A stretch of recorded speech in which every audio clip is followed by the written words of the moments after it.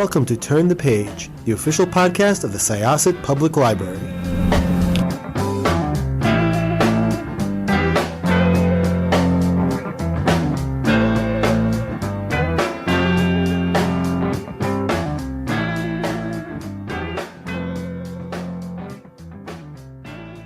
Welcome to Syosset Library's Turn the Page podcast. This is Jessica. I will be hosting you today, and I'm here with author Aurora Ascher to talk about Sanctuary of the Shadow, which was ridiculously good. It's one of those books that I got the galley of, and it was an electronic galley, and for those who are not in the know, a galley is like a preview copy. And sometimes they'll send you physical and sometimes they'll send you digital. So I got a digital one and I was reading it, and I was 50% of the way through before even realizing it. And I'm like sitting there and I'm like looking at, my percentage, which those of you who read e-readers, it's kind of handy for you. And I'm just like, how did I already get halfway through this book? It feels like I literally just started it. It's that good. So welcome, Aurora Ascher. Thank you. Thanks for having me. No, thank you for coming. So yes, Sanctuary of the Shadow is so good. It's got everything anyone could love. It's got a really nice fantasy world, which there's some good world building, but the characters are fabulous. It's like does not take you very long into reading it where you care about them, which is always a delicate balance I find in fantasy. Like sometimes I find like the world building eclipses the characters and I'm like, okay, well, this is all really cool, but why would I care what happens to this character, and vice versa? And like you had such a good mix here. I loved it. So tell us about Sanctuary of the Shadow. Tell us about Harrow. Tell us about Wraith. Tell us about Salazar. I just loved this book. Awesome. Thank you. Yeah, I guess characters are really, I don't know, they're always my favorite thing to write. And everything else in the book, it's always like secondary to my character motivations. So I think I love that came through for you because it's important to me as well. Yeah, these characters actually, I wrote one of my first books I ever wrote. I wrote a 4-book series. I've never published it or did anything with it, but I had at the end of this series, I had these 2 characters that died, and I was really sad, but they had to for the story. Anyway, so when I started writing this fantasy, I was thinking of those characters, and I was like, what if I took them and put them in a fantasy world and gave them their happy ending? So that was kind of what inspired their characters from the beginning. So it was almost like you wrote an alternate universe for them. Yeah, totally. Where they lived. Like you wrote like a fix-it fic AU for your own characters. Yeah, exactly. I was like, I can't deal with this. It's too sad. I need to fix what I've done. I love it.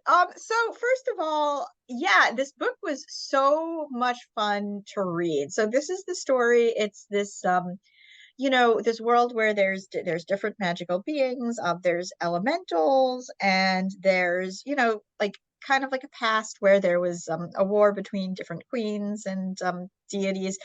And Harrow is the last in her line.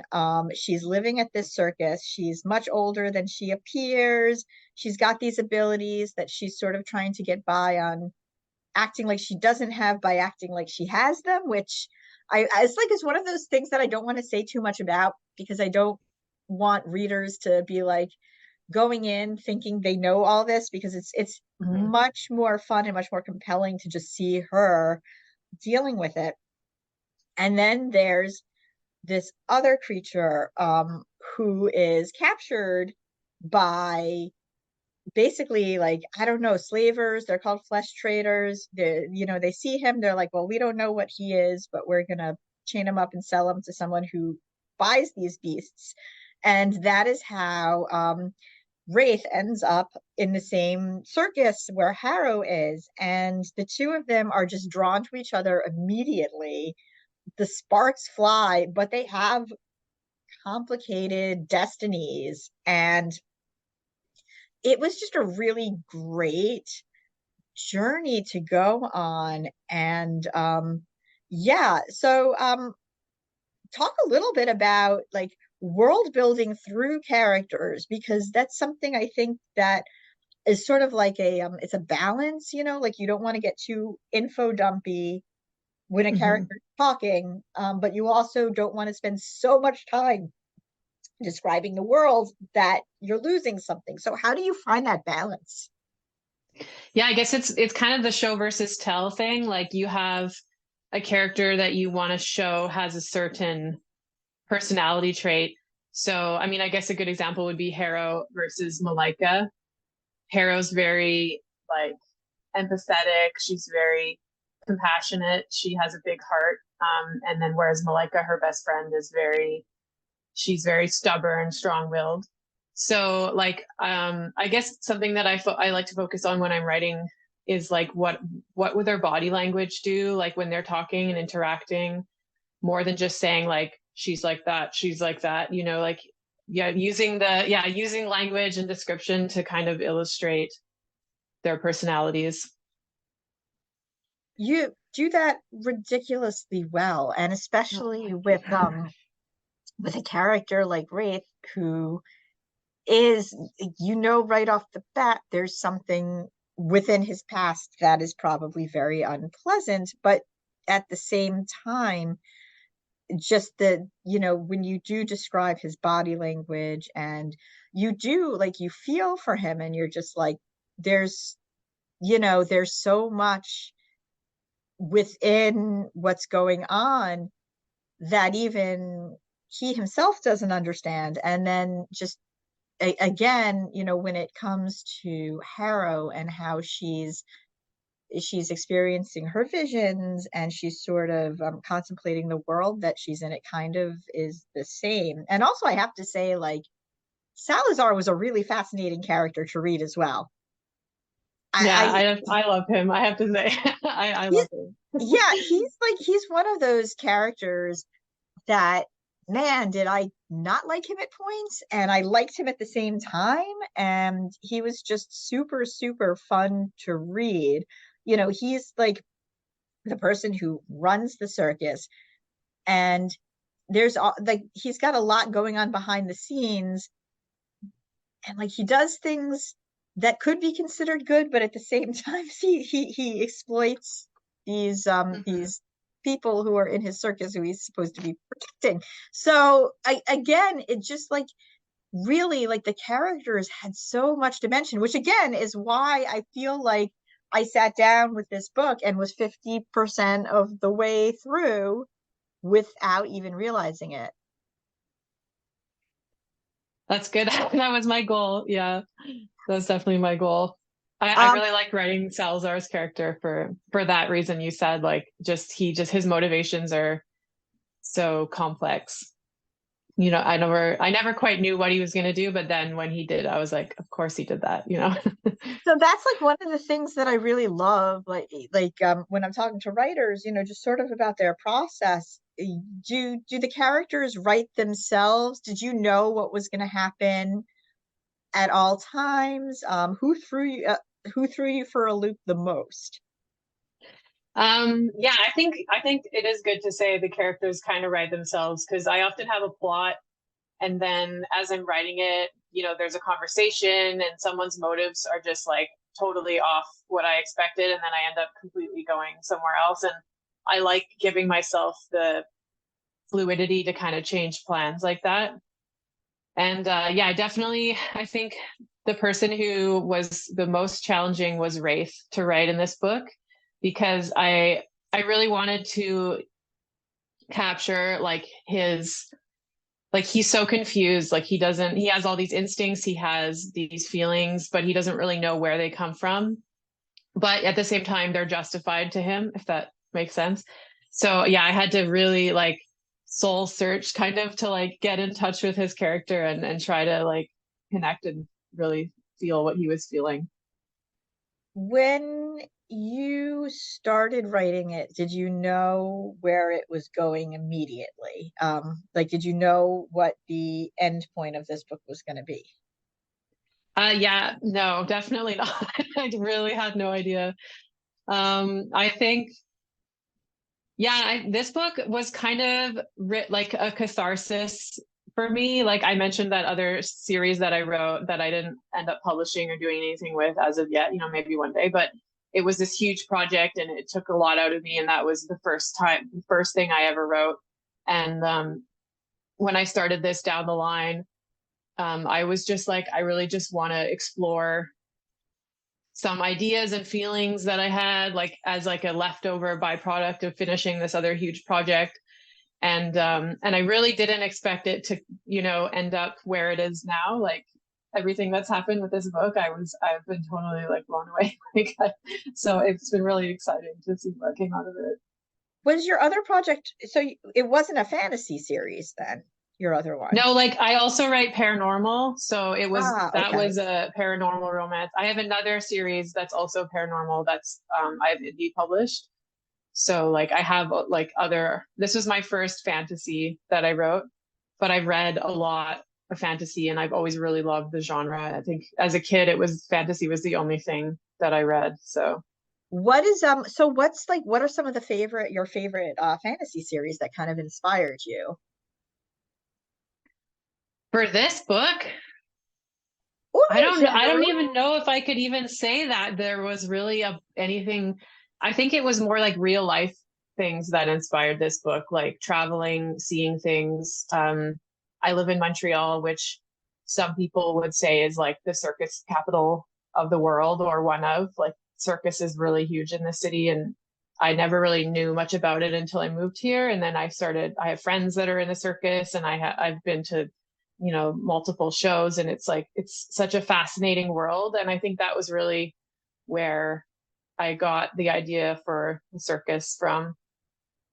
Do you think there's going to be more in this world that you are going to write?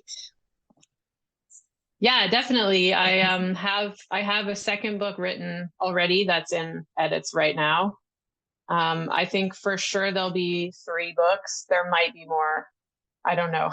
I have to see as I start plotting like how many I think, but at least 3 I can say for sure.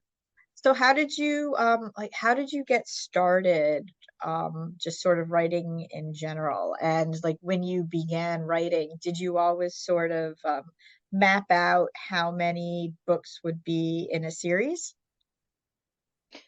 Yeah, I started not at all. Like I think I've always been a bit of a chaos writer. I still am to this day. I started writing after it was like 3 years maybe of like really obsessive reading. Like I found the romance genre when I was in my 20s.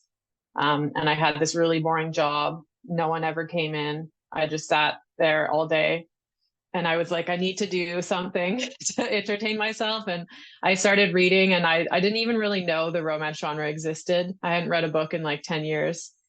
And I started reading vampire romance was the first thing. And I was like, oh my God, I love this. And I was hooked. And yeah, I think it was about 3 years that I was just like nonstop, like reading everything I could get my hands on. Like it was like at that time, I was like, I would just sit and read all day. My husband was like, who are you? So yeah, and then after that, it was kind of natural for me to just transition into writing. I had been a little bit into writing as a kid, nothing serious, but it was always kind of there, something that I fell back on, and it just kind of happened naturally.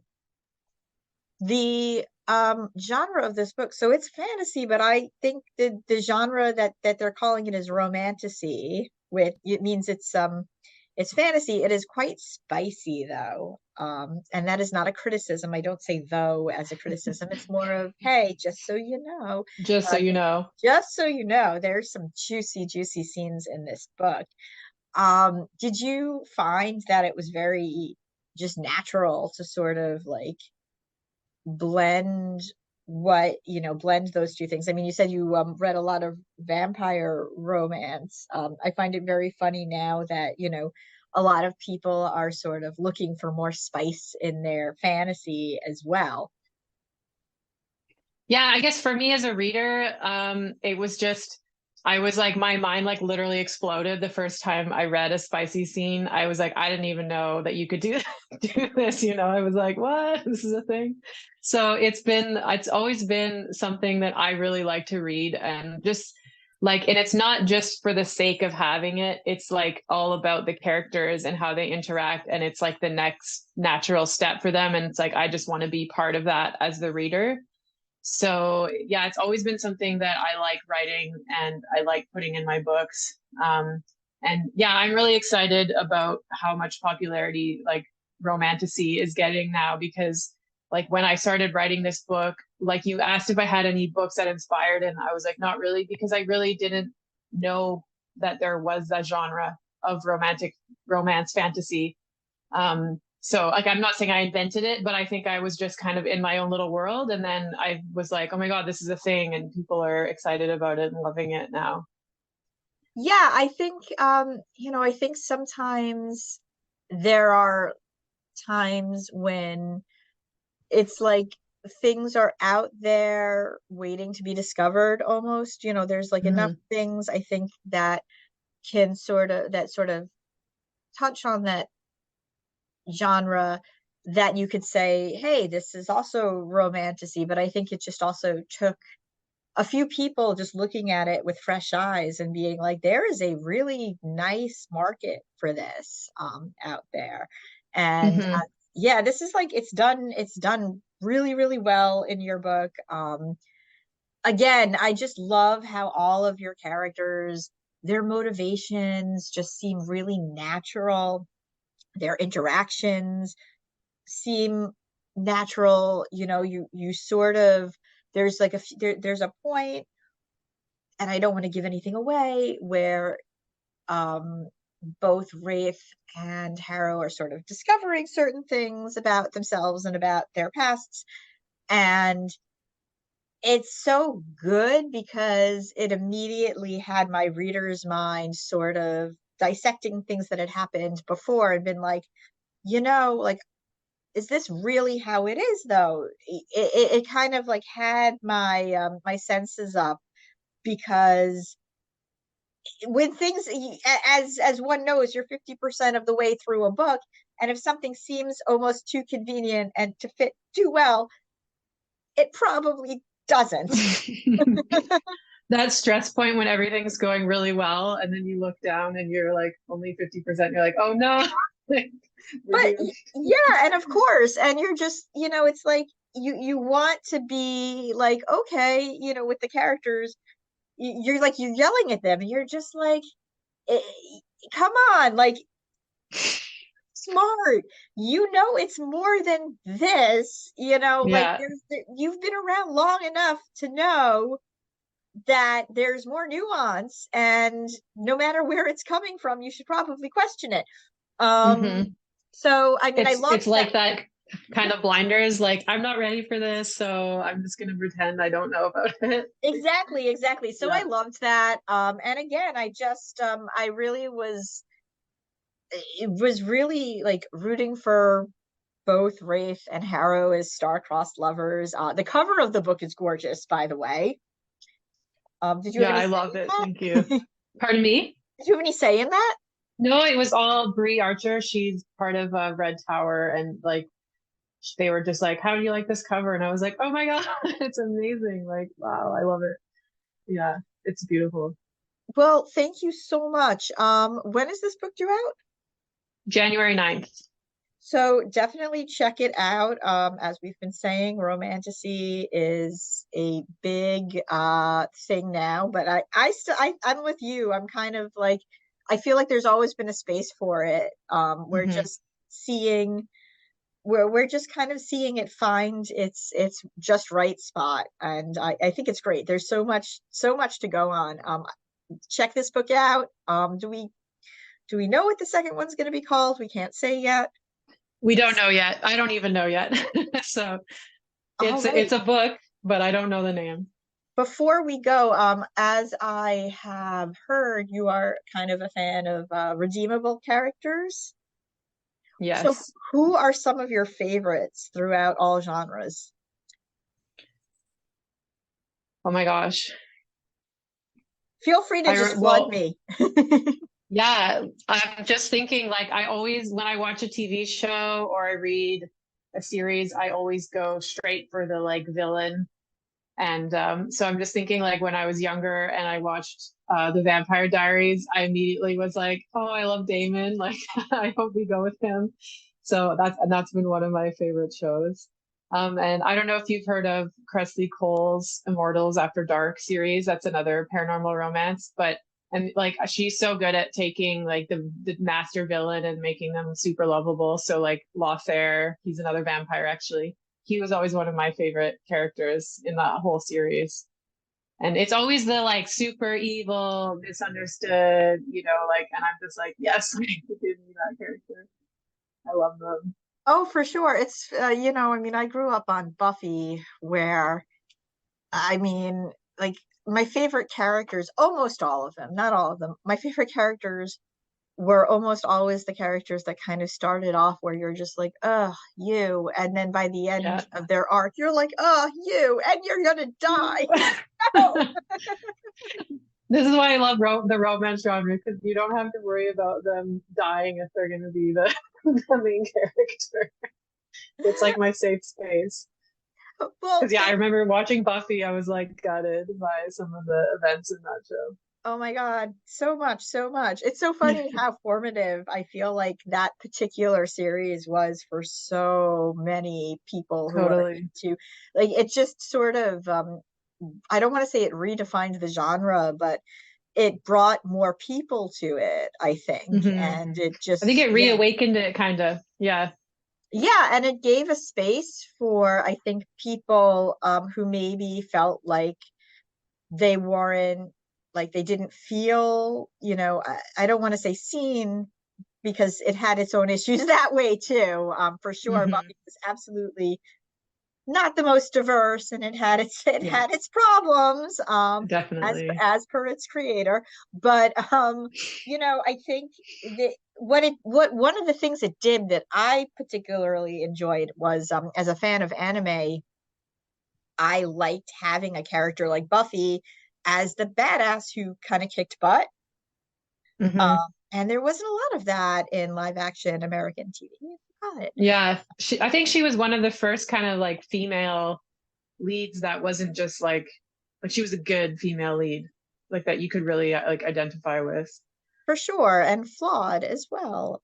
Yeah, totally. Yeah, I definitely enjoyed Harrow as a character as well. I thought that she was really great. I really just, her whole sort of world, her memories, just sort of how she went about things before and after she and Wraith came together, just was explosive. It's like you kind of like feel like her going through her day before, and then suddenly just that whole like meeting, it just was on fire. It's so good. Awesome. That's so good to hear. So check this book out. It will be in bookstores and libraries January 9th. Very good. All right. So once again, this was Jessica with Syosset Libraries Turn the Page podcast. My amazing guest today was Aurora Ascher, the author of Sanctuary of the Shadow. And we are going to close this chapter of Turn the Page. It's time to close this chapter of Turn the Page. Join us for the next episode.